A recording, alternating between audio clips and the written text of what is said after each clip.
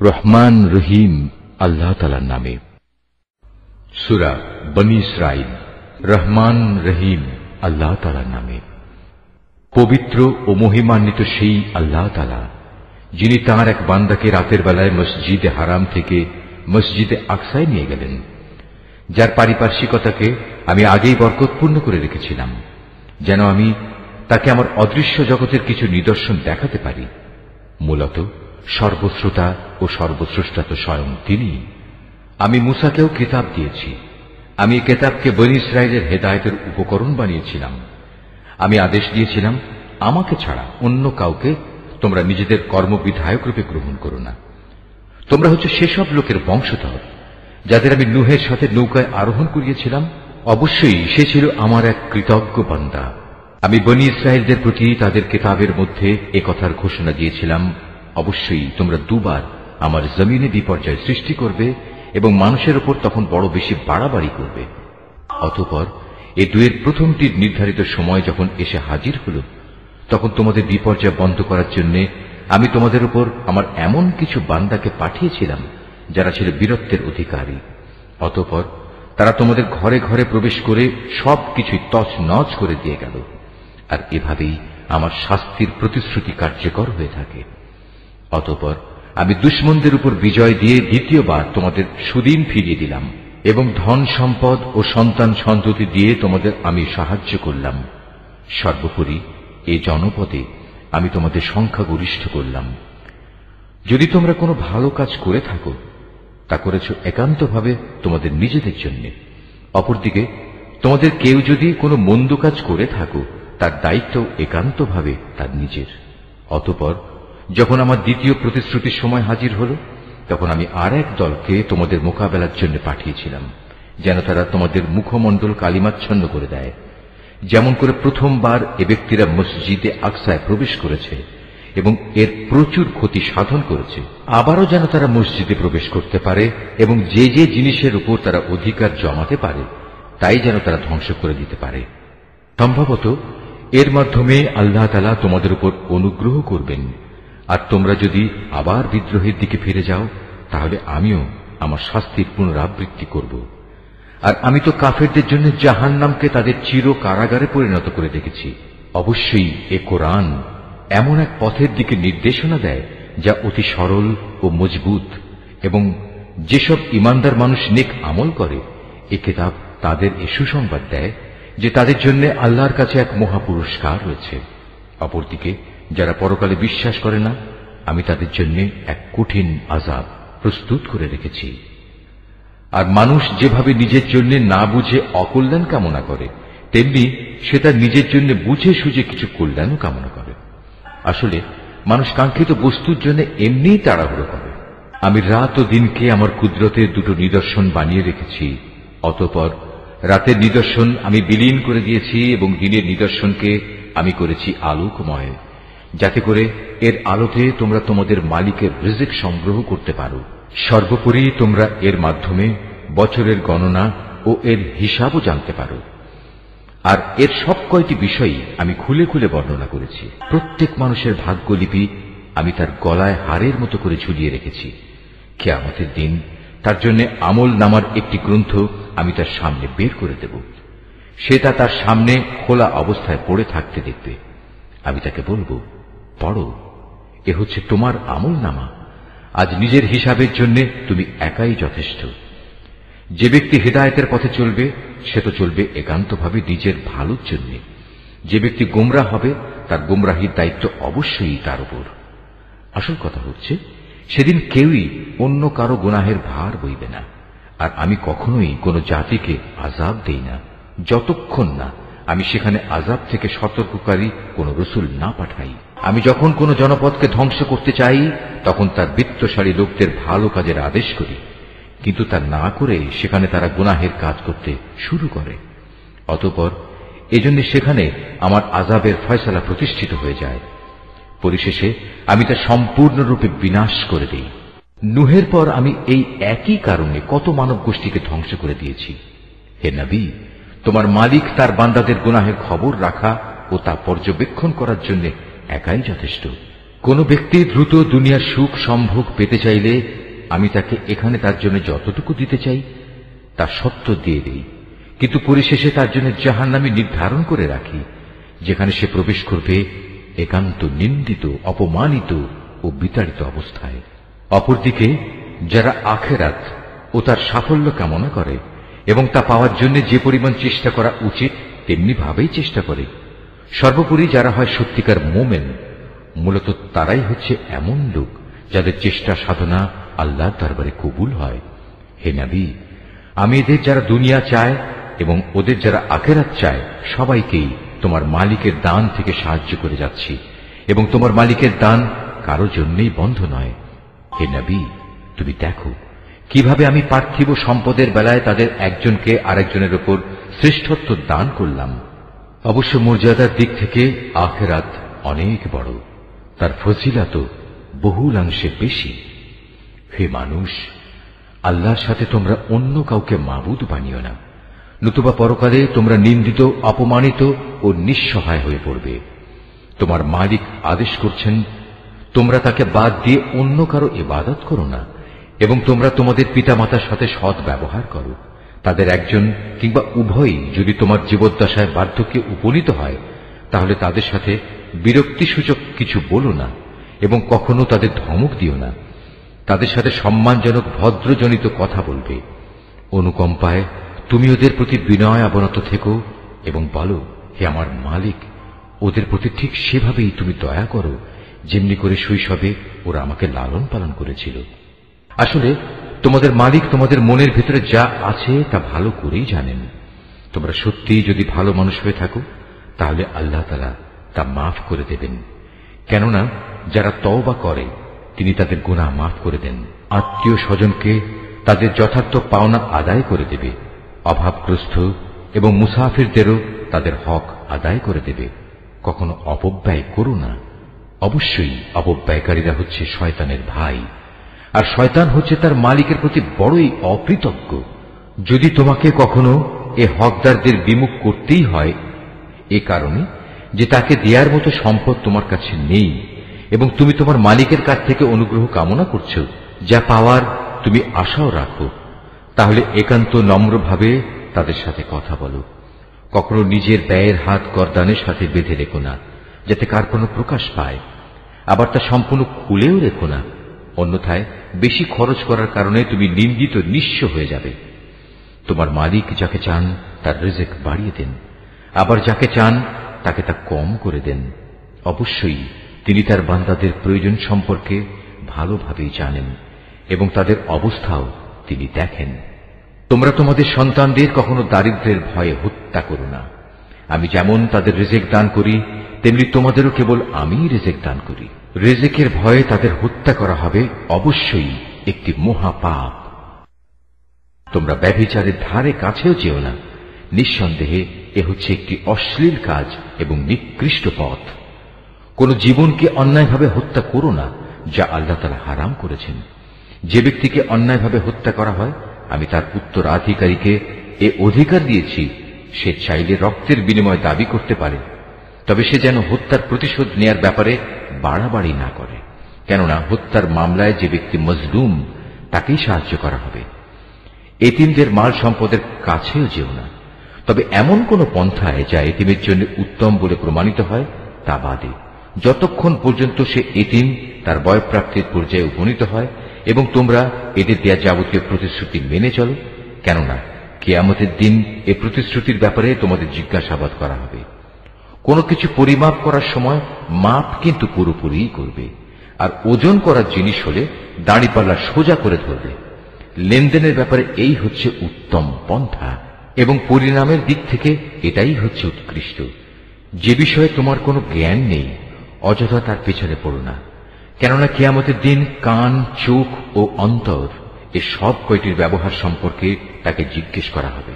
আল্লাহর জমিনে কখনোই দম্ভ ভরে চলো না, কেননা যতই অহংকার করো না কেন তুমি কখনোই জমিন বিদীর্ণ করতে পারবে না, আর উচ্চতায়ও তুমি কখনো পর্বত সমান হতে পারবে না।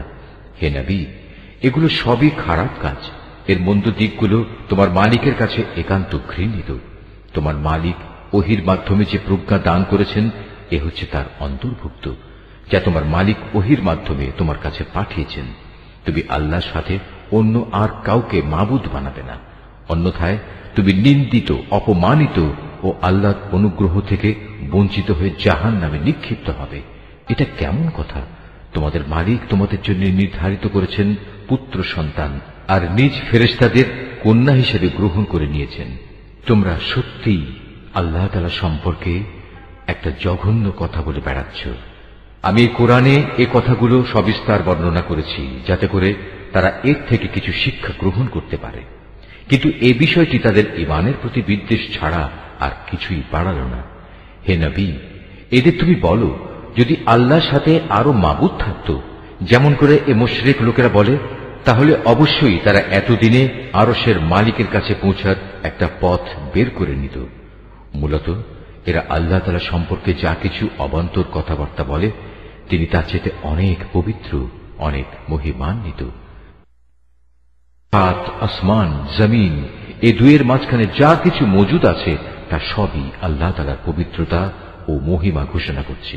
সৃষ্টিলোকে কোনো একটি জিনিসই এমন নেই যা তার প্রশংসা, পবিত্রতা ও মাহাত্ম্য ঘোষণা করে না, কিন্তু তাদের পবিত্রতা ও মহিমা ঘোষণা তোমরা অনুধাবন করতে পারো না। অবশ্যই তিনি একান্ত সহনশীল ও ক্ষমাপরায়ণ।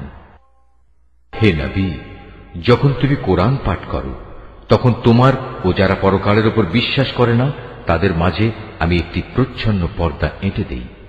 আমি তাদের অন্তরের উপর এক ধরনের আবরণ রেখে দিই, ওদের কানে এনে দিই বধিরতা, যাতে করে ওরা তা উপলব্ধি করতে না পারে।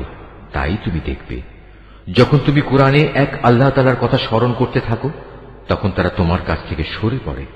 আমি ভালো করেই জানি, যখন ওরা কান পেতে তোমার কথা শোনে, তখন ওরা কান পেতে কি কথা শোনে আমি এও জানি।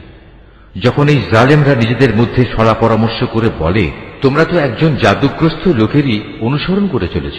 হে নবী, দেখো এরা তোমার ব্যাপারে কি ধরনের উপমা তৈরি করেছে। মূলত এসব কারণেই এরা গোমরা হয়ে গেছে, অতএব এরা সঠিক পথের সন্ধান পাবে না। এ মূর্খ লোকেরা বলে, আমরা মৃত্যুর পর হাড্ডিতে পরিণত হয়ে পচে গেলেও কি নতুন সৃষ্টিরূপে পুনরায় উত্থিত হব?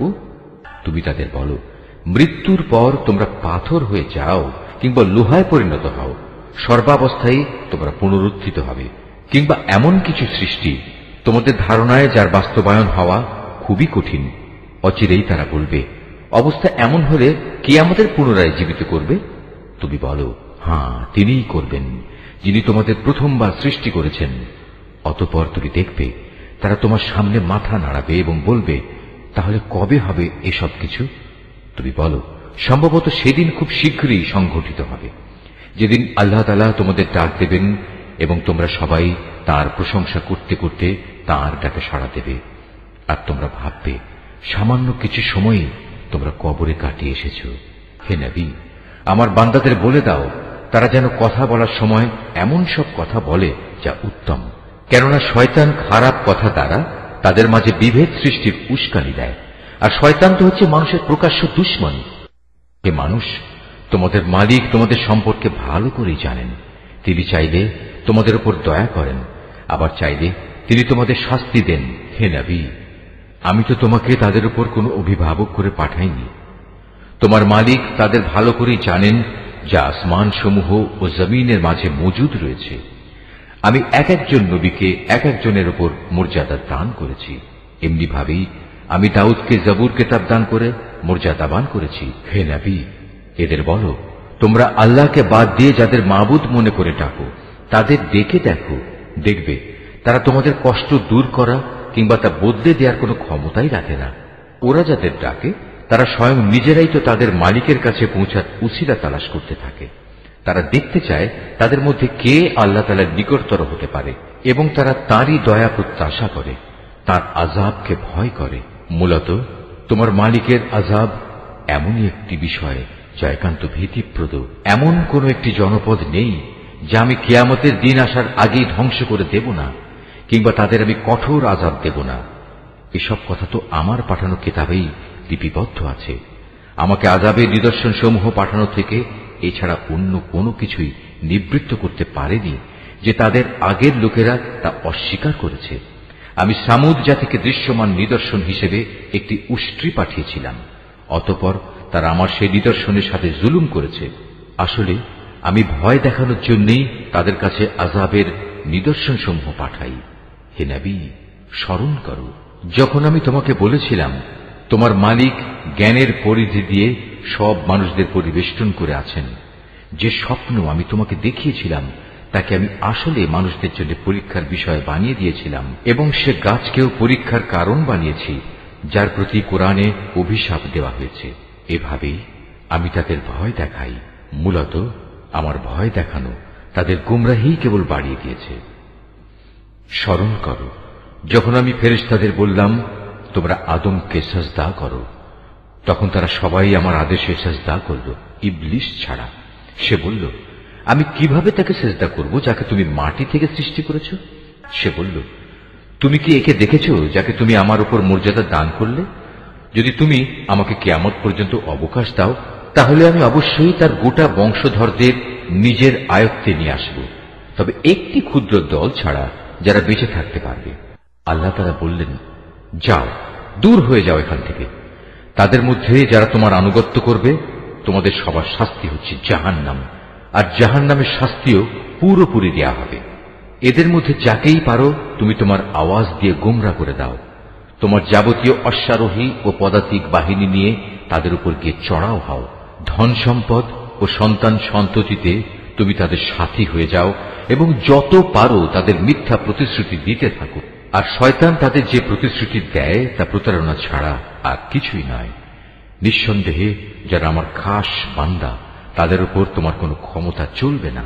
হে নবী, তোমার মালিক অবশ্যই তাদের কর্মবিধায়ক হিসেবে যথেষ্ট। হে মানুষ, তোমাদের মালিক তো হচ্ছেন তিনি, যিনি তোমাদের জন্য সমুদ্রে জলযান পরিচালনা করেন, যাতে করে তোমরা জলে স্থলে তাঁর প্রদত্ত রিজিক তালাশ করতে পারো। নিশ্চয়ই তিনি তোমাদের উপর পরম দয়ালু। আর উত্তাল সমুদ্রের মধ্যে যখন তোমাদের উপর কোনো বিপদ মুসিবত আপতিত হয়, তখন আল্লাহ তাআলাকে বাদ দিয়ে ইতিপূর্বে তোমরা যাদের ডাকতে তারা সবাই তোমাদের মন থেকে হারিয়ে যায়, এবং ডাকার জন্য এক আল্লাহই সেখানে বাকি থেকে যান। অতঃপর তিনি যখন তোমাদের স্থলে এনে বিপদ থেকে উদ্ধার করেন, তখনই তোমরা তাঁর থেকে মুখ ফিরিয়ে নাও। আসলে মানুষ হচ্ছে নেহায়েত অকৃতজ্ঞ। তোমরা কি করে নিশ্চিত হয়ে গেছো তিনি তোমাদের স্থলে এনে এর কোথাও তোমাদের গেড়ে দেবেন না, অথবা তোমাদের উপর মরণমুখী কোনো ধূলিঝড় নাজিল করবেন না? এমন অবস্থা যখন আসবে তখন তোমরা কোনো অভিভাবকও পাবে না। অথবা তোমরা এ ব্যাপারেও কি নিশ্চিত হয়ে গেছো যে তিনি পুনরায় তোমাদের সেই সমুদ্রে নিয়ে যাবেন না, এবং স্থলে এসে যে আচরণ তোমরা তার সাথে করেছ তোমাদের সেই অকৃতজ্ঞতার শাস্তি স্বরূপ তিনি অতঃপর তোমাদের উপর প্রচন্ড ঝড় পাঠাবেন না এবং তোমাদের উত্তাল সমুদ্রে ডুবিয়ে দেবেন না? আর এমন অবস্থা দেখা দিলে তোমাদের জন্য সেদিন আমার বিরুদ্ধে কোনো সাহায্যকারী পাবে না। আমি অবশ্যই আদম সন্তানদের মর্যাদা দান করেছি। স্থলে ও সমুদ্রে আমি ওদের চলাচলের বাহন দিয়েছি এবং তাদের পবিত্র জিনিসসমূহ দিয়ে আমি রিজিক দান করেছি। অতঃপর আমি অন্য যত কিছু সৃষ্টি করেছি তার অধিকাংশের উপরই আমি তাদের শ্রেষ্ঠত্ব দান করেছি। যেদিন আমি প্রত্যেক জাতিকে তাদের নেতাদের সাথে ডাকব, সেদিন যাদের আমলনামা তাদের ডান হাতে দেয়া হবে তারা খুশি হয়ে তা পড়তে শুরু করবে। তাদের উপর সেদিন বিন্দু মাত্র জুলুম করা হবে না।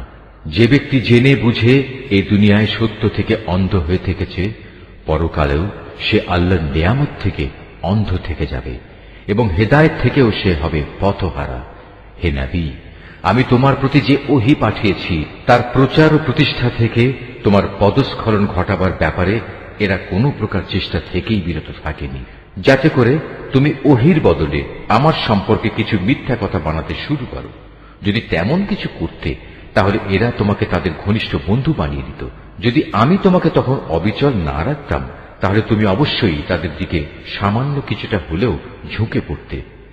আর এমনটি যদি হতো তাহলে এ জীবনে যেমন আমি তোমাকে দ্বিগুণ শাস্তি আস্বাদন করাতাম, তেমনি মৃত্যু পরবর্তী কালেও আমি তোমাকে দ্বিগুণ শাস্তি আস্বাদন করাতাম। তুমি আমার বিরুদ্ধে তখন কোনোই সাহায্যকারী পেতে না। হে নবী, এরা এ ব্যাপারেও কোনো চেষ্টা ত্রুটি করেনি যে তোমাকে এ ভূখণ্ড থেকে উৎখাত করে এর বাইরে কোথাও ফেলে দেবে। যদি তেমনটি হতো তাহলে তোমার পরে তারা নিজেরাও সেখানে সামান্য কিছুক্ষণই মাত্র টিকে থাকতে পারত। তোমার আগে আমি যত নবী রসুল পাঠিয়েছিলাম তাদের ব্যাপারে এই ছিল আমার নিয়ম, আর তুমি আমার সে নিয়মের কখনো রদবদল দেখতে পাবে না। হে নবী, সূর্য ঢলে যাওয়ার পর থেকে রাতের অন্ধকার পর্যন্ত সময়ের ভেতর নামাজ প্রতিষ্ঠা করবে এবং ফজরের সময় কোরআন তেলাওয়াত জারি রাখবে। অবশ্য ফজরের কোরআন তেলাওয়াত সহজেই পরিলক্ষিত হয়। রাতের কিছু অংশে তাহাজ্জুদ নামাজ প্রতিষ্ঠা করো, এটা তোমার জন্য ফরজ নামাজের অতিরিক্ত একটা নামাজ। আশা করা যায় তোমার মালিক এর বরকত দ্বারা তোমাকে প্রশংসিত মর্যাদায় প্রতিষ্ঠিত করবেন। তুমি বলো, হে আমার মালিক, যেখানেই আমাকে নিয়ে যাও না কেন তুমি আমাকে সত্যের সাথে নিয়ে যাও, এবং যেখান থেকেই আমাকে বের করো না কেন সত্যের সাথেই বের করো, এবং তোমার কাছ থেকে আমার জন্য একটি সাহায্যকারী রাষ্ট্রশক্তি প্রদান করো। তুমি ঘোষণা দাও, সত্য এসে গেছে এবং মিথ্যা চিরতরে বিলুপ্ত হয়ে গেছে। অবশ্য মিথ্যাকে বিলুপ্ত হতেই হবে। আমি কোরআনে যা কিছু নাজিল করি তা হচ্ছে ঈমানদারদের জন্য তাদের রোগের উপশমকারী ও রহমত, কিন্তু এ সত্ত্বেও তা জালেমদের জন্য ক্ষতি ছাড়া আর কিছুই বৃদ্ধি করে না। যখন আমি মানুষদের উপর কোন রকম অনুগ্রহ করি তখন তারা কৃতজ্ঞতার বদলে আমার দিক থেকে মুখ ফিরিয়ে নেয় এবং নিজেকে দূরে সরিয়ে নিয়ে যায়। আবার যখন কোন রকম কষ্ট মুসিবত তাকে স্পর্শ করে তখন সে একেবারে নিরাশ হয়ে পড়ে। নবী, এতে তুমি বলো, প্রত্যেক ব্যক্তি নিজ প্রকৃতির উপর কাজ করে যাচ্ছে, অতঃপর তোমাদের মালিক ভালো করে জানেন কে সঠিক পথের উপর রয়েছে। হে নবী, এরা তোমার কাছে জানতে চায় রূহ কি জিনিস। তুমি এদের বলো, রূহ হচ্ছে আমার মালিকের আদেশ সম্পর্কিত একটি বিষয়। আসলে সৃষ্টি রহস্য সম্পর্কে তোমাদের যা কিছু জ্ঞান দেয়া হয়েছে তা নিতান্ত কম। তারপরেও আমি তোমার প্রতি যে কতটুকু ওহী পাঠিয়েছি, যদি আমি চাইতাম তা অবশ্যই তোমার উপর থেকে প্রত্যাহার করে নিতে পারতাম, আর তেমন কিছু হলে তুমি আমার মোকাবেলায় কোনই সাহায্যকারী পেতে না। কিন্তু এটা হচ্ছে তোমার মালিকের একান্ত দয়া, এতে কোন সন্দেহ নেই। তোমার উপর তার অনুগ্রহ অনেক বড়। তুমি তাদের এও বলো, যদি সব মানুষ ও জিন এ কাজের জন্য একত্রিত হয় যে তারা এ কোরআনের অনুরূপ কোনো কিছু বানিয়ে আনবে, তাতেও তারা এর মতো কিছু তৈরি করে আনতে পারবে না। যদিও এ ব্যাপারে তারা একে অপরের সাহায্যকারী হয়, তবুও নয়। আমি কোরআনের মধ্যে মানুষদের বোঝানোর জন্য বহু উপমা দ্বারা হেদায়েতের বাণী বিশদভাবে বর্ণনা করেছি, কিন্তু অধিকাংশ মানুষই তা অমান্য না করে ক্ষান্ত হল না। এরা বলে, কখনোই আমরা তোমার উপর ঈমান আনব না যতক্ষণ না তুমি আমাদের জন্য এই জমিন থেকে এক প্রস্রবণ ধারা প্রবাহিত না করবে, কিংবা তোমার জন্য খেজুরের অথবা আঙুরের একটি বাগান তৈরি হবে এবং তাতে তুমি অসংখ্য নদী নালা বইয়ে দেবে, অথবা যেমন করে তুমি কিয়ামত সম্পর্কে বলো সে অনুযায়ী আসমানকে টুকরো টুকরো করে আমাদের উপর ফেলে দেবে, অথবা স্বয়ং আল্লাহ তাআলা ও তার ফেরেশতাকে আমাদের সামনে এনে দাঁড় করিয়ে দেবে, কিংবা থাকবে তোমার কোন স্বর্ণ নির্মিত ঘর, অথবা তুমি আরোহণ করবে আসমানে। কিন্তু আমরা তোমার আকাশে চড়ার ঘটনাও বিশ্বাস করব না যতক্ষণ না তুমি সেখান থেকে আমাদের জন্য একটি কিতাব নিয়ে আসবে যা আমরা পড়তে পারব।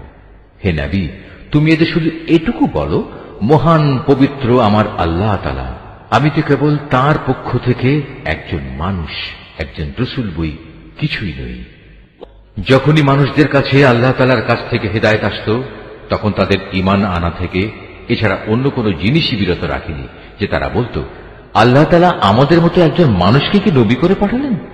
হে নবী, তুমি তাদের বলো, যদি এই জমিনে ফেরেশতারাই বসবাস করত এবং তারা এখানে নিশ্চিন্তভাবে ঘুরে বেড়াত, তাহলে অবশ্যই আমি তাদের জন্য আসমান থেকে কোনো ফেরেশতাকেই নবী করে পাঠাতাম।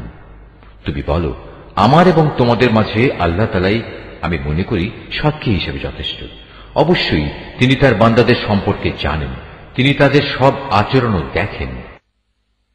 যাকে আল্লাহ তাআলা হেদায়েত দান করেন সেই মূলত হেদায়েত প্রাপ্ত হয়, আর যাকে তিনি গোমরাহ করেন এমন লোকদের হেদায়েত দানের জন্য হে নবী, তুমি আল্লাহ তাআলা ছাড়া আর অন্য কাউকেই সাহায্যকারী পাবে না। এমন সব গোমরাহ লোকদের আমি কিয়ামতের দিন মুখের উপর ভর দিয়ে চলা অবস্থায় একত্রিত করব। এরা তখন হবে অন্ধ, বোবা ও বধির। এদের সবার ঠিকানা হবে জাহান্নাম। যতবার তা স্তিমিত হয়ে আসবে ততবার আমি তাকে তাদের জন্য প্রজ্বলিত করে আরো বাড়িয়ে দেব। এ হচ্ছে তাদের যথার্থ শাস্তি, কেননা তারা আমার আয়াতসমূহকে অস্বীকার করত। তারা আরো বলতো, মৃত্যুর পর যখন আমরা অস্থিতে পরিণত হয়ে যাব ও চূর্ণ বিচূর্ণ হয়ে যাব, তখনও কি আমরা নতুন সৃষ্টিরূপে উত্থিত হব? এ মূর্খ লোকেরা কি ভেবে দেখেনি আল্লাহ তাআলা যিনি আসমান সমূহ ও জমিন পয়দা করেছেন, তিনি এই বিষয়ের উপর ক্ষমতা রাখেন যে তাদের মতো মানুষদের তিনি সৃষ্টি করতে পারেন। দ্বিতীয়বার তাদের পয়দা করার একটি ক্ষণ তিনি তাদের জন্য নির্ধারণ করে রেখেছেন, যাতে কোন রকম সন্দেহের অবকাশ নেই। তথাপি এই জালেম লোকেরা সেই দিনকে অস্বীকার করেই যাচ্ছে। হে নবী, বলো, আমার মালিকের দয়ার ভাণ্ডার যদি তোমাদের করায়ত্তে থাকত, তবে তা ব্যয় হয়ে যাবে এ ভয়ে তোমরা তা আঁকড়ে রাখতে চাইতে। আসলে মানুষ স্বভাবগতভাবেই অতিশয় কৃপণ। আমি মূসাকে 9টি স্পষ্ট নিদর্শন দিয়েছিলাম। অতএব হে নবী, তুমি স্বয়ং বনী ইসরায়েলদের কাছে এই কথাটা জিজ্ঞেস করো। যখন সে তাদের কাছে নবী হয়ে এসেছিল, তখন ফেরাউন তাকে বলেছিল, হে মূসা, আমি মনে করি তুমি একজন জাদুগ্রস্ত ব্যক্তি। এর জবাবে সে বলেছিল, তুমি একথা ভালো করেই জানো, নবুয়তের প্রমাণ সম্বলিত এসব অন্তর্দৃষ্টি সম্পন্ন জ্ঞান আসমান সমূহ ও জমিনের মালিক ছাড়া আর কেউই নাজিল করেননি। হে ফেরাউন, আমি তো মনে করি তুমি সত্যি ধ্বংস হয়ে গেছো। অতঃপর সে তাদের এ জমিন থেকে উৎখাত করে দিতে চাইল, কিন্তু আমি তাকে এবং যারা তার সঙ্গী সাথী ছিল তাদের সবাইকে এর নাফরমানির জন্য সমুদ্রে ডুবিয়ে দিয়েছি। অতঃপর আমি বনী ইসরায়েলদের বললাম, এবার তোমরা এই জমিনে নির্বিবাদে বসবাস করো। এরপর যখন আখিরাতের প্রতিশ্রুতির সময় আসবে, তখন আমি তোমাদের সবাইকে সংকুচিত করে আমার সামনে নিয়ে আসব। এ কোরআনকে আমি সত্য বাণী সহকারে নাজিল করেছি, তাই তা সত্য নিয়েই নাজিল হয়েছে। আমি তো তোমাকে কেবল জান্নাতের সুসংবাদদাতা ও জাহান্নামের সতর্ককারী রূপেই প্রেরণ করেছি। এই আয়াতটি যিনি তেলাওয়াত করবেন এবং যিনি এই আয়াতটির তেলাওয়াত শুনবেন, তাদের সবাইকে এখানে একটি সাজদা আদায় করতে হবে। এটা ওয়াজিব। আমি কোরআনকে ভাগে ভাগে বিভক্ত করে দিয়েছি, যাতে করে তুমিও ক্রমে ক্রমে তা মানুষদের সামনে পড়তে পারো, আর এ কারণেই আমি তা পরপর নাজিল করেছি। হে নবী, তুমি বলো, তোমরা এ কোরআনকে মানো কিংবা না মানো, তাতে এর মর্যাদা মোটেই ক্ষুণ্ণ হবে না। যাদের এর আগে আসমানি কিতাবের জ্ঞান দেয়া হয়েছে, তাদের অবস্থা হচ্ছে, যখনই তাদের সামনে এটি পড়া হয়, তারা নিজেদের মুখের উপর সাজদায় লুটিয়ে পড়ে। তখন তারা বলে, আমাদের মালিক পবিত্র, অবশ্যই আমাদের মালিকের ওয়াদা পরিপূর্ণ হবে। আর তারা কাঁদতে কাঁদতে মুখের উপর ভূমিতে লুটিয়ে পড়ে। মূলত এ কোরআন তাদের বিনয়েই বৃদ্ধি করে। তুমি আরো বলো, তোমরা আল্লাহ তাআলাকে আল্লাহ বলে ডাকো কিংবা রহমান, তোমরা যে নামেই তাকে ডাকো, তার সব কটি নামই উত্তম। হে নবী, চিৎকার করে নামাজ পড়ো না, আবার অতিশয় ক্ষীণভাবেও নয়, বরং নামাজ পড়ার সময় এ দুয়ের মধ্যবর্তী পন্থা অবলম্বন করো। তুমি আরো বলো, সকল প্রশংসা আল্লাহ তাআলার জন্য, যিনি কখনো কোনো সন্তান গ্রহণ করেননি, তার সার্বভৌমত্বে কারোই কোনো অংশীদারিত্ব নেই। তিনি কখনো দুর্দশাগ্রস্তও হন না যে তার কোনো অভিভাবকের প্রয়োজন হয়। তিনি সব কিছুর ঊর্ধ্বে। তুমি শুধু তাঁরই মাহাত্ম্য ঘোষণা করো, পরমতম মাহাত্ম্য। সূরা আল কাহাফ। রহমান রহিম আল্লাহ তাআলার নামে। সব তারিফ আল্লাহ তাআলার জন্য, যিনি তার একজন বিশেষ বান্দার প্রতি এ গ্রন্থ নাজিল করেছেন এবং তার কোথাও তিনি কোন রকম বক্রতা রাখেননি। একে তিনি প্রতিষ্ঠিত করেছেন সহজ সরল একটি পথের উপর, যাতে করে আল্লাহ তাআলার পক্ষ থেকে সে নবী তাদের জাহান্নামের আযাবের ব্যাপারে সতর্ক করে দিতে পারে, এবং যারা ঈমানদার, যারা নেক কাজ করে, তাদের সে এ মর্মে সুসংবাদ দিতে পারে যে তাদের জন্য আল্লাহর দরবারে উত্তম পুরস্কার রয়েছে, যেখানে তারা চিরকাল থাকবে। এবং সেসব লোকদেরও ভয় দেখাবে যারা মূর্খের মতো বলে, আল্লাহ তাআলা সন্তান গ্রহণ করেছেন। এ দাবির পক্ষে তাদের কাছে কোনো জ্ঞান সম্মত দলিল প্রমাণ নেই। তাদের বাপ দাদাদের কাছেও এ ব্যাপারে কোনো যুক্তি ছিল না। এটা সত্যিই বড় একটি কঠিন কথা যা তাদের মুখ থেকে বের হচ্ছে। আসলে তারা জঘন্য মিথ্যা ছাড়া কিছুই বলেনি। হে নবী, যদি এরা এ কথার উপর ঈমান না আনে, তাহলে মনে হয় দুঃখ কষ্টে তুমি এর পেছনে নিজেকেই বিনাশ করে দেবে। যা কিছু এ জমিনের বুকে আছে আমি তাকে তার জন্য শোভা বর্ধনকারী করে পয়দা করেছি, যাতে করে মানুষদের আমি পরীক্ষা করতে পারি যে তাদের মধ্যে কাজকর্মের দিক থেকে কে বেশি উত্তম। অতঃপর একদিন আমি যা কিছু এ জমিনে আছে ধ্বংস করে দিয়ে একে উদ্ভিদ শূন্য মাটিতে পরিণত করে দেব। হে নবী, তুমি গুহা ও পাহাড়ের উপত্যকার অধিবাসীদের সম্পর্কে কি মনে করো? তারা আমার নিদর্শন সমূহের মধ্যে একটি বিস্ময়কর নিদর্শন ছিল। ঘটনাটি এমন হয়েছিল, কতিপয় যুবক যখন গুহায় আশ্রয় নিল এবং আল্লাহর দরবারে এই বলে দোয়া করল, হে আমাদের মালিক, একান্ত তোমার কাছ থেকে আমাদের উপর অনুগ্রহ দান করো। আমাদের এই কাজকর্ম আঞ্জাম দেওয়ার জন্য তুমি আমাদের সঠিক পথ দেখাও। অতঃপর আমি গুহার ভেতরে তাদের কানে বহু বছর ধরে ঘুমের পর্দা লাগিয়ে রাখলাম। তারপর এক পর্যায়ে আমি তাদের ঘুম থেকে উঠিয়ে দিলাম, যাতে করে আমি একথা জেনে নিতে পারি তাদের দুদলের মধ্যে কোন দলটি ঠিক করে বলতে পারে যে তারা কতদিন সেখানে অবস্থান করেছিল। হে নবী, আমি তোমার কাছে তাদের বৃত্তান্ত সঠিকভাবে বর্ণনা করছি। মূলত তারা ছিল কতিপয় নওজোয়ান ব্যক্তি, যারা তাদের মালিকের উপর ঈমান এনেছিল। আমি তাদের হেদায়েতের পথে এগিয়েও দিয়েছিলাম। আমি তাদের অন্তঃকরণকে ধৈর্য দ্বারা দৃঢ়তা দান করেছি। যখন তারা আল্লাহর পথে দাঁড়িয়ে গেল এবং ঘোষণা করল, আমাদের মালিক তো হচ্ছেন তিনি, যিনি আসমান সমূহ ও জমিনের মালিক। আমরা কখনো আল্লাহ তাআলা ছাড়া আর কাউকে ডাকব না। যদি আমরা এমন অযৌক্তিক কথা বলি তাহলে তা হবে মারাত্মক দিন বিরোধী কাজ। এরা হচ্ছে আমাদের স্বজাতির লোক, যারা তাকে বাদ দিয়ে অসংখ্য মাবুদের গোলামি গ্রহণ করেছে। তারা যদি সত্যবাদী হয় তাহলে তারা স্পষ্ট দলিল নিয়ে আসে না কেন? তার চাইতে বড় জালেম আর কে, যে আল্লাহ তাআলার উপর মিথ্যা আরোপ করে? অতঃপর জোয়ানরা পরস্পরকে বলল, আল্লাহ তাআলা ছাড়া অন্যদের যারা মাবুদ বানায় তাদের কাছ থেকে তোমরা যখন বিচ্ছিন্ন হয়ে চলেই গেলে, তখন তোমরা এখান থেকে বের হয়ে বিশেষ একটি গুহায় গিয়ে আশ্রয় নাও। তোমাদের মালিক তোমাদের উপর তার রহমতের ছায়া বিস্তার করে দেবেন এবং তোমাদের বিষয়গুলো তোমাদের জন্য সহজ করে দেবেন। হে নবী, তুমি যদি সে গুহা দেখতে তাহলে দেখতে পেতে তারা তার মধ্যবর্তী এক প্রশস্ত চত্বরে অবস্থান করছে। সূর্য তার উদয়কালে তাদের গুহার দক্ষিণ পাশ দিয়ে হেলে যাচ্ছে, আবার যখন তা অস্ত যায় তখন তা গুহার বাম পাশ দিয়ে অতিক্রম করে। সূর্যের প্রখরতা কখনো তাদের কষ্টের কারণ হয় না। আসলে এ সবই হচ্ছে আল্লাহ তাআলার কুদরতের নিদর্শন।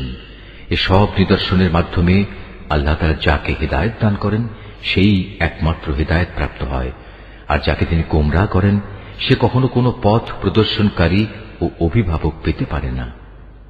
হে নবী, তুমি যদি দেখতে তাহলে তুমি তাদের ভাবতে তারা বুঝি জেগেই রয়েছে, যদিও তারা ছিল ঘুমন্ত। আমি তাদের কখনো ডানে কখনো বামে পরিবর্তন করে দিতাম। তাদের কুকুরটি গুহার সামনে তার হাত দুটি প্রসারিত করে পাহারারত অবস্থায় বসেছিল। তুমি যদি তাদের দিকে সত্যি উঁকি মেরে দেখতে তাহলে তুমি অবশ্যই তাদের কাছ থেকে পেছন ফিরে পালিয়ে যেতে এবং তাদের এ আজব দৃশ্য দেখে তুমি নিঃসন্দেহে ভয়ে আতঙ্কিত হয়ে যেতে। এভাবেই তাদের আমি ঘুম থেকে উঠিয়ে দিলাম, যাতে করে তারা তাদের অবস্থান সম্পর্কে নিজেরা পরস্পরে জিজ্ঞাসাবাদ করে। কথা প্রসঙ্গে তাদের মধ্যে থেকে এক ব্যক্তি বলল, বলতো তোমরা এ গুহায় কতকাল অবস্থান করেছ? তারা বলল, বড় জোর একদিন কিংবা তার চাইতেও কম সময় আমরা এখানে অবস্থান করেছি। অতঃপর যখন তারা একমত হতে পারল না তখন তারা বলল, তোমাদের মালিকই একথা জানেন তোমরা এ গুহায় কতকাল অবস্থান করেছ। এখন সে বিতর্ক রেখে বরং তোমরা তোমাদের একজনকে তোমাদের এ রৌপ্য মুদ্রা সহ শহরে পাঠাও। সে বাজারে গিয়ে দেখুক কোন খাবার উত্তম, সেখান থেকে কিছু খাবার তোমাদের কাছে নিয়ে আসুক। সে যেন বিচক্ষণতার সাথে কাজ করে এবং সে যেন কাউকেই তোমাদের ব্যাপারে কিছু জানতে না দেয়। যদি তারা তোমাদের সম্পর্কে জানতে পারে তাহলে তারা তোমাদের প্রস্তরাঘাত করে হত্যা করবে, কিংবা তোমাদের জোর করে তারা তাদের দিনে ফিরিয়ে নেবে। আর একবার তেমনটি হলে কখনোই তোমরা মুক্তি পাবে না। আর এভাবেই আমি একদিন তাদের ব্যাপার শহরবাসীদের জানিয়ে দিলাম, যাতে করে তারা একথা জানতে পারে মৃতকে জীবন দেওয়ার ব্যাপারে আল্লাহ তাআলার ওয়াদা আসলেই সত্য এবং কিয়ামতের আসার ব্যাপারেও কোন রকম সন্দেহ নেই। যখন তারা নিজেদের মধ্যে এ নিয়ে বিতর্ক করে যাচ্ছিল তখন কিছু লোক বলল, তাদের সম্মানে তাদের উপর একটি স্মৃতিসৌধ নির্মাণ করে দাও। আসলে তোমাদের মালিকই তাদের সম্পর্কে সর্বাধিক খবর রাখেন।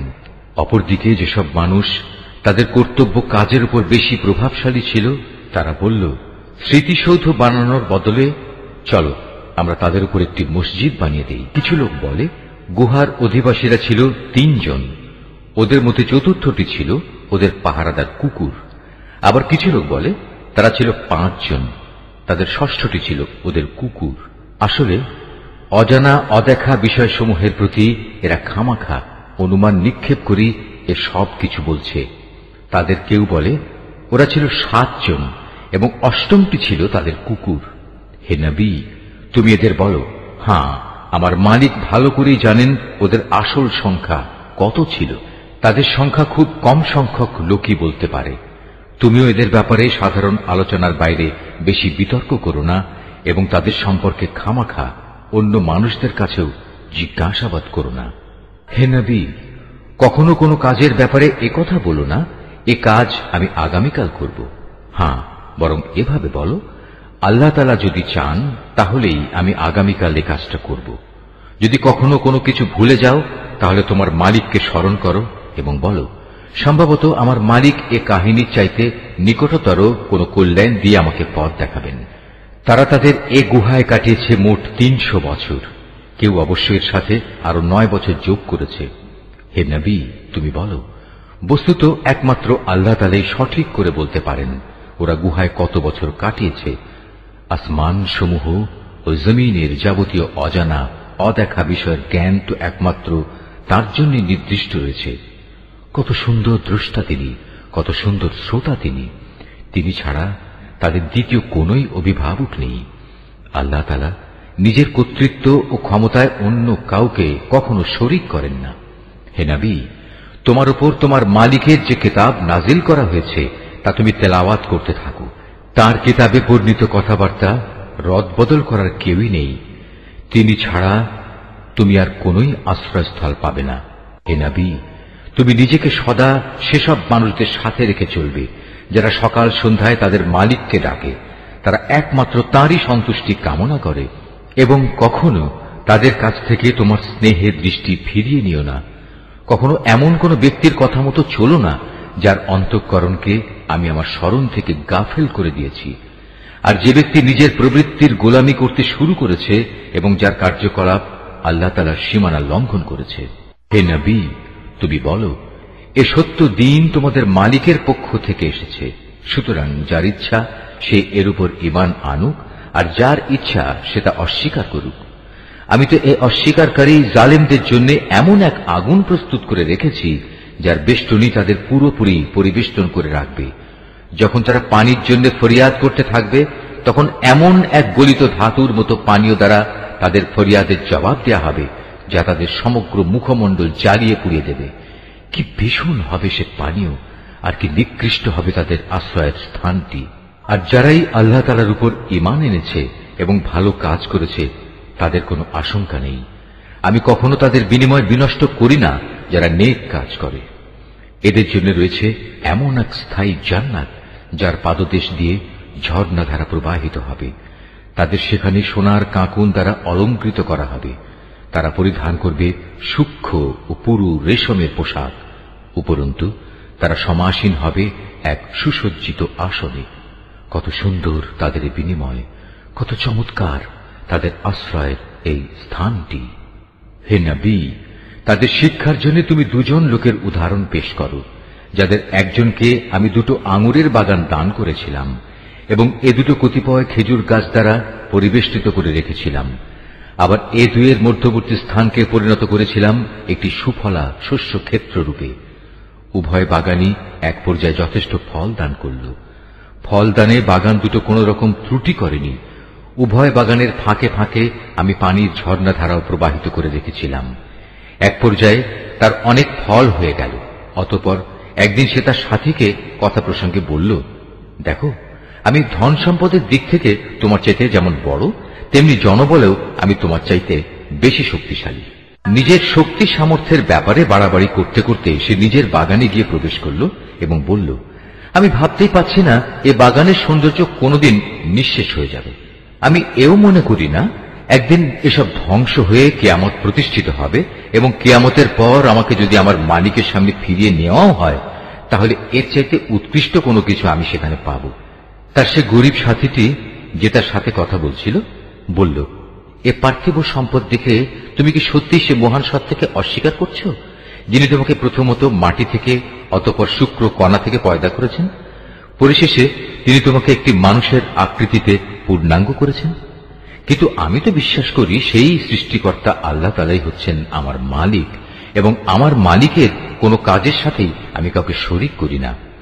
কত ভালো হতো তুমি যখন তোমার ফলবতী বাগানে প্রবেশ করলে তখন যদি তুমি একথা বলতে, আল্লাহ তাআলা যা চেয়েছেন তাই হয়েছে, আল্লাহ তাআলা ব্যতি রেখে কারোই কিছু ঘটানোর শক্তি নেই। যদিও তুমি আমাকে ধনে জনে তোমার চাইতে কম দেখলে, কিন্তু আমি আল্লাহ তাআলার উপর ঈমান রাখি। সম্ভবত আমার মালিক আমাকে তোমার এ পার্থিব বাগানের চাইতে উৎকৃষ্ট আখিরাতের কোনো বাগান দান করবেন এবং অকৃতজ্ঞতার জন্য তোমার বাগানের উপর আসমান থেকে এমন কোন বিপর্যয় নাজিল করবেন ফলে তা উদ্ভিদ শূন্য এক বিরান ভূমিতে পরিণত হয়ে যাবে, কিংবা তার পানি তার জমিনের নিচেই অন্তর্হিত হয়ে যাবে। তেমন কিছু হলে তুমি কখনো তা আবার খুঁজে আনতে পারবে না। অতঃপর তাই ঘটল, তার বাগানের ফল ফলারিকে বিপর্যয় এসে ঘিরে ফেলল। তখন সে ব্যক্তি সেই ব্যয়ের উপর যা সে বাগানের শোভা বর্ধনের পেছনে করেছিল হাতের উপর হাত রেখে আক্ষেপ করতে লাগল। বাগানের অবস্থা এমন হল যাতে মুখ থুবড়ে পড়ে থাকল এবং সে নিজের ভুল বুঝতে পেরে বলতে লাগল, কত ভালো হতো যদি আমি আমার মালিকের ক্ষমতার সাথে অন্য কাউকে শরীক না করতাম। যারা বাহাদুরি করেছে তাদের কোনো দলই আজ তাকে আল্লাহর এই প্রতিশোধের মোকাবেলায় সাহায্য করার জন্য অবশিষ্ট রইল না, না সে নিজে কোন রকম প্রতিশোধ নিতে পারল। কেননা এখানে রক্ষা করার যাবতীয় এখতিয়ার একমাত্র আল্লাহ তাআলার, যিনি একমাত্র সত্য, পুরস্কার দানে ও পরিণাম নির্ধারণে তিনিই উত্তম। হে নবী, তুমি এদের কাছে দুনিয়ার জীবনের উদাহরণ পেশ করো। এই জীবনটা হচ্ছে এমন যেমন আমি আকাশ থেকে পানি বর্ষণ করি, যার কারণে জমিনের উদ্ভিদ ঘন সুশোভিত হয়ে ওঠে, অতঃপর এক সময় বাতাসটা উড়িয়ে নিয়ে ফেরে। মূলত আল্লাহ তাআলা সব কিছুর উপর প্রচন্ড ক্ষমতাবান। ধন সম্পদ ও সন্তান সন্ততি হচ্ছে তোমাদের পার্থিব জীবনের কতিপয় অস্থায়ী সৌন্দর্য মাত্র। চিরস্থায়ী হচ্ছে মানুষের নেক কাজ, আর তা হচ্ছে তোমার মালিকের কাছে পুরস্কার পাওয়ার জন্য অনেক ভালো। আর কোন কল্যাণময় কিছু কামনা করতে গেলেও তা হচ্ছে উত্তম। যেদিন আমি পাহাড় সমূহকে চলমান করে সরিয়ে দেব এবং তুমি এই পৃথিবীকে দেখবে তা একটি শূন্য প্রান্তর, সেদিন আমি তাদের মানব কুলকে এক জায়গায় জড়ো করব, কোনো একজনকেও আমি বাদ দেব না। তাদের সবাইকে তোমার মালিকের সামনে সারিবদ্ধভাবে এনে হাজির করা হবে। অতঃপর আমি বলবো, আজ তো তোমরা সবাই আমার কাছে এসে গেছো, ঠিক যেমনি করে আমি তোমাদের প্রথমবার পয়দা করেছিলাম, কিন্তু তোমরা অনেকেই মনে করতে আমি তোমাদের দ্বিতীয়বার আমার কাছে হাজির করার জন্য কোনো সময়সূচি নির্ধারণ করে রাখিনি। অতঃপর তাদের সামনে আমল নামা রাখা হবে। তখন নাফরমান ব্যক্তিদের তুমি দেখবে সে আমল নামায় যা কিছু লিপিবদ্ধ আছে তারা তার কারণে খুবই আতঙ্কগ্রস্ত থাকবে। তারা বলতে থাকবে, হায় দুর্ভাগ্য আমাদের, এ আবার কেমন গ্রন্থ! এ তো দেখছি আমাদের জীবনের ছোট কিংবা বড় প্রত্যেক বিষয়ের হিসাব রেখেছে। তারা যা কিছু করেছে তার প্রতিটি বস্তুই তারা সে গ্রন্থে মজুদ দেখবে। তোমার মালিক সেদিন কার উপর বিন্দুমাত্র জুলুমও করবেন না। স্মরণ করো যখন আমি ফেরেশতাদের বলেছিলাম তোমরা সবাই আদমকে সাজদা করো, তখন তারা সবাই সাজদা করল, কিন্তু ইবলিস সাজদা করল না। সে ছিল আসলে জিনদেরই একজন। সে তার মালিকের আদেশের নাফরমানি করল। যে এত বড় নাফরমানি করল, তোমরা কি তাকে এবং তার বংশধরদের আমার বদলে তোমাদের অভিভাবক হিসেবে গ্রহণ করে চলেছ?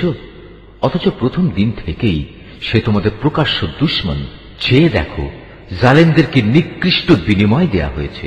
আকাশমণ্ডলী ও পৃথিবী সৃষ্টি করার সময় আমি তাদের কাউকে ডাকিনি, এমনকি স্বয়ং তাদের নিজেদের বানানোর সময়ও তো আমি তাদের ডাকিনি। আসলে আমি তো অক্ষম ছিলাম না যে তাদের পরামর্শ আমার দরকার। অন্যদের যারা গোমরাহ করে আমি তাদের সাহায্য গ্রহণ করি না। যেদিন তিনি এদের বলবেন তোমরা তাদের ডাকো যাদের তোমরা আমার শরীক মনে করতে, ওরা তাদের ডাকবে, কিন্তু তারা তাদের এ ডাকে কোনই সাড়া দেবে না। আমি এদের উভয়ের মাঝখানে এক মরণ ফাঁদ রেখে দেব। এ নাফরমান লোকেরা যখন আযাব দেখতে পাবে, তখন তারা বুঝে যাবে তারা এক্ষুনি সেখানে গিয়ে পতিত হচ্ছে, আর একবার সেখানে পতিত হলে ওরা তা থেকে কখনোই মুক্তির পথ পাবে না। আমি মানুষের বোঝার জন্য এই কোরআনে সব ধরনের উপমা ও উদাহরণ বিশদভাবে বর্ণনা করেছি, কিন্তু মানুষের অধিকাংশই এ নিয়ে তর্ক করে। হেদায়েত যখন মানুষের সামনে এসে গেল, তখন ঈমান আনা ও গুনাহের জন্য তাদের মালিকের কাছে ক্ষমা চাওয়া থেকে তাদের কোন জিনিস বিরত রাখছে? তারা সম্ভবত পূর্ববর্তী মানুষদের অবস্থা তাদের কাছে এসে পৌঁছানোর কিংবা আমার আযাব তাদের সামনে এসে হাজির হবার অপেক্ষা করছে। আমি তো রসুলদের পাঠাই যে তারা মানুষদের জন্য জান্নাতের সুসংবাদবাহী ও জাহান্নামের সতর্ককারী হবে, কিন্তু যারা কুফরি করেছে তারা ছোটখাটো বিষয় নিয়ে ঝগড়া শুরু করে, যাতে তারা সত্যকে ব্যর্থ করে দিতে পারে। মূলত তারা আমার আয়াতসমূহকে এবং যেসব বিষয় দিয়ে তাদের জাহান্নাম থেকে সতর্ক করা হয়েছিল তাকে বিদ্রূপের বিষয়ে পরিণত করে নিয়েছে। তার চাইতে বড় জালেম আর কে আছে, যাকে তার মালিকের আয়াতসমূহ স্মরণ করিয়ে দেয়া হচ্ছে এবং সে এর থেকে মুখ ফিরিয়ে দিচ্ছে। সর্বোপরি যা কিছু গুনাহের বোঝা তার হাত দুটো অর্জন করেছে, সে তা ভুলে যায়। আমি তাদের অন্তরের উপর জাহেলিয়াতের আবরণ লাগিয়ে দিয়েছি, যেন তারা সত্য দিন বুঝতে না পারে। এমনি ভাবে তাদের কানেও এক ধরনের কঠিন বস্তু ঢেলে দিয়েছি, এ কারণে তারা সত্য কথা শুনতে পায় না। অতএব হে নবী, তুমি ওদের যতই হেদায়েতের পথে ডাকো না কেন, তাদের কখনো হেদায়েত দেয়া হবে না। হে নবী, তোমার মালিক বড়ই ক্ষমাশীল ও দয়াবান। তিনি যদি তাদের সবাইকে তাদের কৃতকর্মের জন্য শাস্তি দিতে চাইতেন, তাহলে তিনি সহজেই তা ত্বরান্বিত করতে পারতেন। বরং এর পরিবর্তে তাদের জন্য শাস্তির একটি প্রতিশ্রুত ক্ষণ রাখা আছে, যা থেকে ওদের কারুই পরিত্রাণ নেই। এই জনপদ ও তাদের অধিবাসীরা যখন আল্লাহ তাআলার সীমা লঙ্ঘন করেছিল, তখন আমি তাদের নির্মূল করে দিয়েছি। তাদের ধ্বংসের জন্যও একটি দিনক্ষণ নির্দিষ্ট ছিল। হে নবী, তুমি এদের মূসার ঘটনা শোনাও। যখন মূসা তার খাদেমকে বলল, যতক্ষণ পর্যন্ত আমি দুটো সাগরের মিলনস্থলে না পৌঁছব, ততক্ষণ পর্যন্ত আমি আমার পরিকল্পনা থেকে ফিরে আসব না। যদি আমাকে এই জন্য দীর্ঘ সময় পর্যন্ত চলতে হয়, তবু আমি চলতে থাকব। যখন তারা উভয়ে সেই প্রত্যাশিত দুটো সাগরের সঙ্গম স্থলে এসে পৌঁছল, তখন তারা উভয়ই তাদের খাবারের জন্য রাখা মাছটির কথা ভুলে গেল। সে মাছটি ছুটে গিয়ে সুড়ঙ্গের মতো একটি পথ করে সহজেই সাগরে চলে গেল। যখন তারা আরো কিছু দূর এগিয়ে গেল, তখন সে তার খাদেমকে বলল, এবার আমাদের নাস্তা নিয়ে এসো। আমরা আজকের সফরে সত্যি ভারী ক্লান্ত হয়ে পড়েছি। সে বলল, তুমি কি দেখোনি, আমরা যখন শিলাখণ্ডের পাশে বিশ্রাম করছিলাম, তখন আমি মাছের কথা ভুলেই গিয়েছিলাম। আসলে শয়তানি আমাকে ভুলিয়ে দিয়েছে যে আমি তার কথাটা স্মরণ রাখবো। আর সে মাছটিও কি আশ্চর্যজনক পদ্ধতিতে নিজের পথ ধরে সাগরের দিকে নেমে গেল। সে বলল, হ্যাঁ, এই তো হচ্ছে সেই জায়গা যে স্থানটির আমরা সন্ধান করছিলাম। মাছটি চলে যাওয়ার জায়গাই হচ্ছে সাগরের মিলনস্থল। অতঃপর তারা নিজেদের পথের চিহ্ন ধরে ফিরে চলল। এরপর তারা সেখানে পৌঁছলে তারা আমার বান্দাদের মাঝ থেকে একজন পুণ্যবান বান্দাকে সেখানে পেল, যাকে আমি আমার অনুগ্রহ দান করেছি। উপরন্তু তাকে আমি আমার কাছ থেকে বিশেষ জ্ঞান দান করেছিলাম। মূসা তাকে বলল, আমি কি তোমার অনুসরণ করতে পারি, যাতে করে আল্লাহ তাআলার কাছ থেকে যে জ্ঞান তোমাকে শেখানো হয়েছে তার কিছু অংশ তুমি আমাকে শেখাতে পারো? সে বলল, হ্যাঁ পারো, তবে আমার সাথে থেকে তা তুমি কখনো ধৈর্য ধারণ করতে পারবে না। অবশ্য এটাও ঠিক, যে বিষয়ে তোমার জ্ঞান সীমার বাইরে, তার উপর তুমি ধৈর্য ধরবেই বা কি করে? সে বলল, আল্লাহ তাআলা যদি চান তাহলে তুমি আমাকে ধৈর্যশীল হিসেবেই পাবে। আমি তোমার কোনো আদেশেরই বরখেলাপ করব না। সে বলল, আচ্ছা, যদি তুমি আমাকে অনুসরণ করোই, তাহলে কোনো বিষয় নিয়ে আমাকে কিছু জিজ্ঞেস করবে না, যতক্ষণ না সে কথা আমি নিজেই তোমাকে বলে দেব। অতঃপর তারা দুজন পথ চলতে শুরু করল। নদীর পাড়ে এসে উভয়ই একটি নৌকায় আরোহণ করল। নৌকায় উঠেই সে তাতে ছিদ্র করে দিল। সে বলল, তুমি কি এজন্য তাতে ছিদ্র করে দিলে যেন এর আরোহীতে তুমি ডুবিয়ে দিতে পারো? তুমি সত্যিই এক গুরুতর অন্যায় কাজ করেছ। মূসার কথা শুনে সে বলল, আমি কি তোমাকে একথা বলিনি? আমার সাথে থেকে তুমি কখনো ধৈর্য ধারণ করতে পারবে না? সে বলল, আমি যে ভুল করেছি সে ব্যাপারে তুমি আমাকে পাকড়াও করো না, এবং এ ব্যাপারে আমার উপর বেশি কঠোরতাও আরোপ করো না। আবার তারা পথ চলতে শুরু করল। কিছুদূর গিয়ে তারা উভয়ে একটি কিশোর বালক পেল। সাথে সাথে সে তাকে হত্যা করে ফেলল। এ কাজ দেখে সে বলল, তুমি তো কোন রকম হত্যার অপরাধ ছাড়াই একটি নিষ্পাপ জীবনকে বিনাশ করলে। তুমি সত্যি একটা গুরুতর অন্যায় কাজ করে ফেলেছ। নিশ্চয়ই আল্লাহ যা বলেছেন সত্য বলেছেন।